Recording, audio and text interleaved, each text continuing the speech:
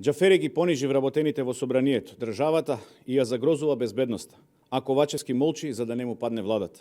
Талат Џафери во период од неколку дена направи два тешки скандали. Прво, беше фатен во живо на собранискиот канал, како пцуе, се заканува и врши мобинг на вработените во собранието. И второ, се обиде да сокрие дека се сретнал со чеченски представник и поранешен член на Руската дума, а за тоа не ја извести јавноста и релативизираше.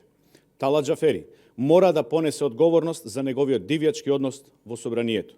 Ковачевски не смее да премолчува на овој примитивизам, само затоа што сака да остане на власт. Со релативизирањето на односот на Џафери во собранието се создаваат опасни преседани, кои упатуваат порака дека системот не се грижи за вработените и воопшто за луѓето, нивниот интегритет и чест. Со молкот Ковачевски ги понижува вработените во собранието многу повеќе од Талат Џафери и испраќа порака дека на Џафери се му е дозволено, вклучително и да малтретира и понижува луѓе, затоа што од него зависи владата. Во однос на приемот на чеченската делегација, среќавајќи се со лица кои се безбедносно опасни за тоа да ги извести надлежните, Талат Џафери на виделина ја исфрли безбедносната незрелост.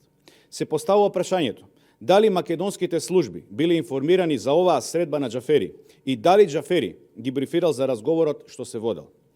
И овој случај е премолчен од Ковачевски, затоа што истиот е заробен човек, кој живее во страв за да не му падне владата, затоа што на избори не може да добие поддршка од народот. ВМРО ДПМН уште еднаш го повикува Ковачевски да се охрабри и да организираме предвремени парламентарни избори.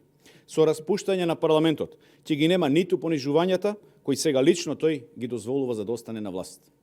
Ви благодарам.